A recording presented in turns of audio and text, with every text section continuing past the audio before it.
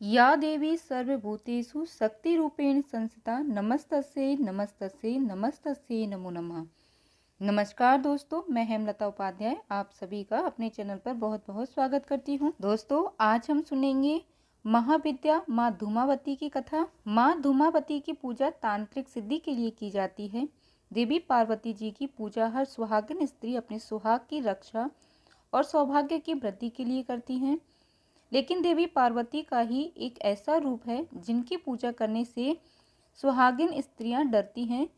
इसकी एक बड़ी भयंकर वजह है। दरअसल देवी पार्वती अपने इस रूप में एक विधवा स्त्री की तरह दिखती हैं और वैधव्य का प्रतीक मानी जाती हैं।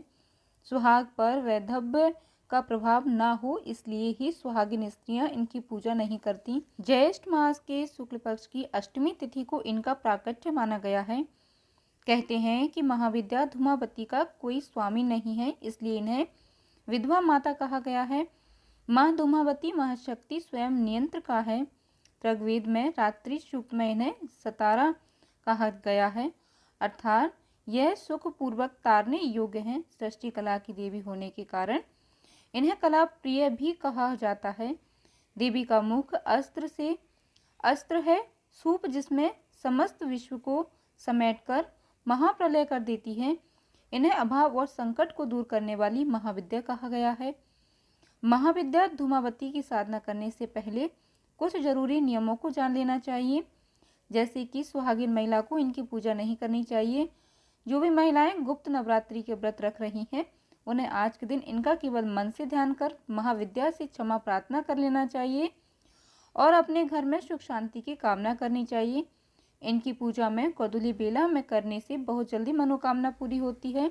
महाविद्या धूमावती के प्राकट्य में दो कथाएं प्रचलित हैं। पहली कथा के अनुसार जब सती ने पिता के यज्ञ में स्वेच्छा से स्वयं को जलाकर भस्म कर दिया, तो उनके जलते हुए शरीर से जो धुआं निकला उसे धूमावती का जन्म हुआ। इसीलिए वे हमेशा उदास रहती हैं, यानी धूमावती धुएं के रूप में सती का भौतिक स्वरूप है। सती का जो कुछ बचा रहा उदास धुआं। दूसरी कथा के अनुसार यह एक बार सती शिव के साथ हिमालय की विचरण कर रही थी।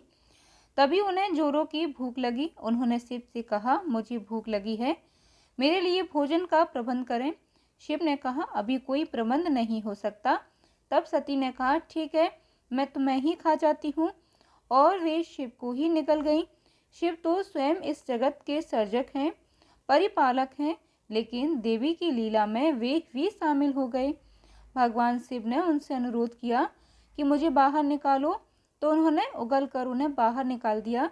निकालने के बाद शिव ने उन्हें शाप दिया कि आज और अभी से तुम विधवा रूप में रहोगी।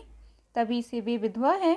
पुराने में अभिशप्त, परित्यक्त, भूख लगना और पति को निगल जाना, ये सब सांकेतिक प्रकरण है।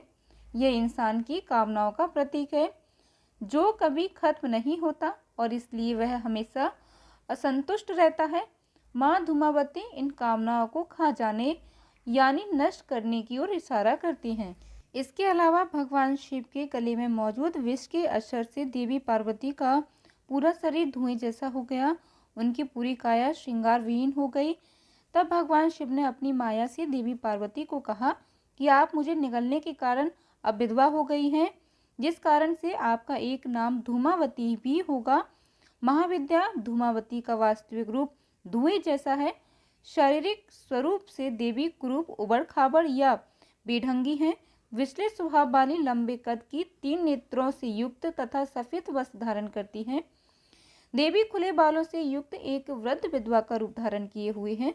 अपनी बाईं भुजा में देवी ने सूप तथा दाईं भुजा में मानव खोपड़ी से निर्मित खप्पत धारण कर रखा है। कहीं कहीं वे आशीर्वाद भी प्रदान कर रही हैं। देवी का स्वभाव अत्यंत अशिष्ट और देवी सदा अतृप्त तथा भूखी प्यासी हैं। देवी काले वर्ण की हैं तथा इन्होंने सर्पों रुद्राक्ष को अपने आभूषण स्वरूप धारण कर रखा है। महाविद्या धूमावती भूमि में मृत शरीर से निसर्ग श्वेत वस्त्रों का धारण करती हैं तथा शमशान भूमि में ही निवास करती हैं। देवी धूमावती समाज में बहिष्कृत हैं। देवी को द्वारा खींचते हुए रथ पर आरूढ़ रहती हैं। देवी का संबंध पूर्णतः श्वेत वस्तुओं से ही है तथा लाल वर्ण से संबंधित वस्तुओं का वर्णन त्याग करती हैं। महाविद्या धूमावती की पूजा किसी भी प्रकार की विपत्ति से छुटकारा पाने, रोग नाश करने और युद्ध में विजय प्राप्त करने के लिए की जाती है। वहीं इनकी पूजा करने से मनुष्य के संकट भी दूर हो जाते हैं। अगर उन्हें किसी भी चीज का अभाव है तो वह अभाव भी महाविद्या धूमावती की कृपा से दूर हो जाता है।